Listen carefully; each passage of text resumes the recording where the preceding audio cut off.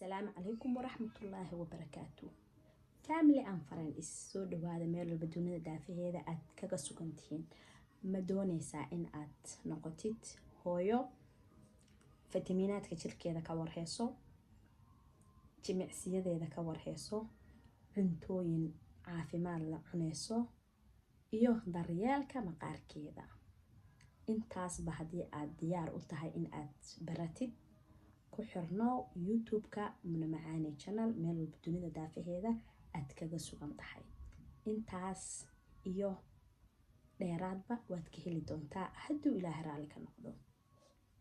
assalaamu calaykum waraxmatullaahi wabarakaatu. waa idin salaame family and friends meel walba dunida daafaheeda aad kaga sugan tihiin. waa Muna Macaane oo dib idinku soo laabatay, jecleysatayna waxyaalo badan oo ku saabsan daryeelka jirka in aan idin soo gudbiyo hadduu ilaahay raali ka noqdo. intii taqaana waa taqaana, inta aanay aqoonina hadda iskiin baraya. aniga waxaan ahay professional cosmetology ama sida maaragtay la isku qurxiyo ayaan soo bartay. marka qof walba oo walaala waxay aan jecleystay wixii aan aqaano in aan uga faa'iideeyo hadduu ilaahay raali ka noqdo. hadda kadibna hadduu ilaahay raali ka noqdo waxaan rabaa in aan qayb idinkugu soo gudbiyo. haddii ay ahaan lahayd sidii aad iskiinka u daryeeli lahayd, kor uga daryeeli lahayd, ama banaanka ama gudaha aad uga daryeeli lahayd, waxaan rabaayoo kale inaan idin soo gudbiyo hadduu ilaahay raali ka noqdo. cuntooyinka maaragtay jirkeena u baahan yahay, nafaqada leh ama healthiga ah saa u taqaaniin, fitamiinaadka jirkeena ay u baahan yihiin, waxyaalahaasoo dhan yacni iyo waxyaalaha ka hortago maqaarkeena inuu maaragtay naga xumeeyo, tinteena inay naga daadiso. waxyaalahaasoo dhan markii la isku daro, hadday jir gudo ahaan lahayd iyo hadday bannaan ahaan lahayd, cuntooyinka healthiga ah ama cuntooyinka caafimaadka leh iyo jimicsiyada jirkeena uu u baahan yahay, fitamiinaadka jirkeena uu u baahan yahay, waxyaalahaasoo dhan hadduu ilaahay raali ka noqdo waxaan rabaa in aan idinkugu soo gudbiyo step by step. idinkana waxaa loo baahan yahay in aad fiidiyoyada sii sheergalaysiin. qof walba oo walaala aad isleedihiin alleeyahay wuu u baahan yahay in aad maaragtay sii gudbisiin. taas waa taas. waxaan kaleeto oo idin rajeynayaa qofkii wax yaqaano ama qofka wax soo bartay in maaragtay wax laga faa'iido. mahmaah kaleetaa jirto Soomaaliyo waxaa la yiri qofka kabaha aad ka tolanaysid kuwiisa ayaa la fiiriyaa. marka hooyooyin haddaan nahay, marka aad rabtid in aad noqotid hooyo qurux badan, waa in aad fiirisid qofka aad kabaha ka tolanaysid.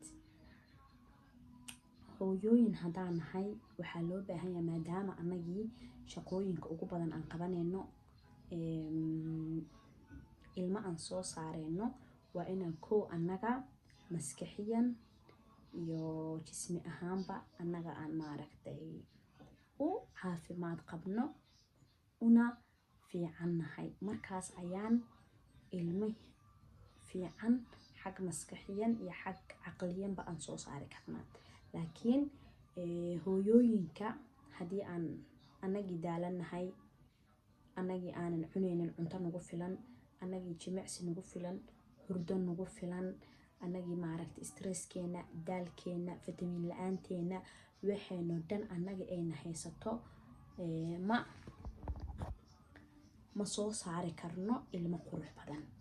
saas la ajli marka hooyo walbe ama gabar walbe oo Soomaaliyeed waa in aan ku dadaalnaa sidii aan u noqon lahayn hooyo maskaxda uga caafimaad qabto, jirkana uga caafimaad qabto, jirkana uga qurux badan.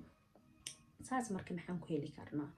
saas waxaa ku heli karnaa in aan hurdo fiican aan helno, inaan stresska iyo waxaasoo dhan iska dhaafno, inaan fitamiino fiican cunno, inaan jirkeena skin care ku nadiifino, inaan jimicsi sameyno, cuntooyin caafimaad leh in aan helno.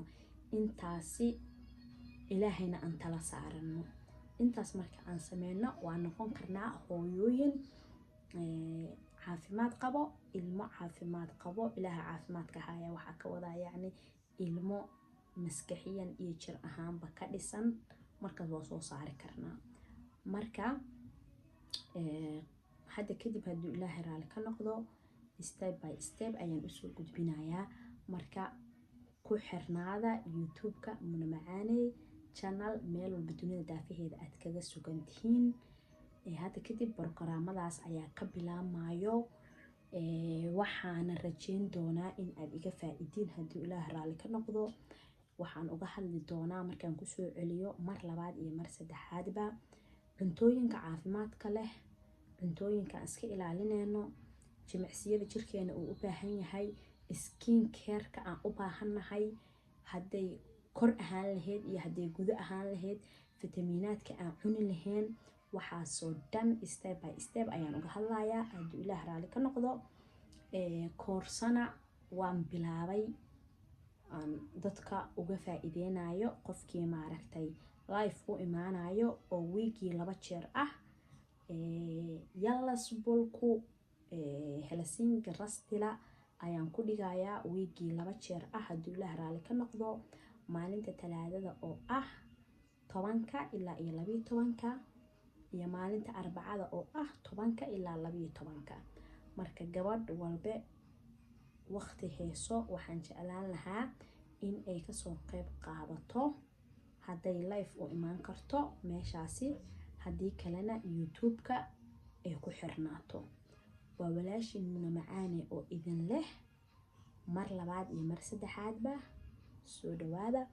hana iga hilmaamina subscribe-ka, share, like, comment qurux badan. anigana sidaad u noqon lahayd hooyo gudahana ka qurux badan, banaankana ka qurux badan insha Allah. sidaas ayaa inoo balana.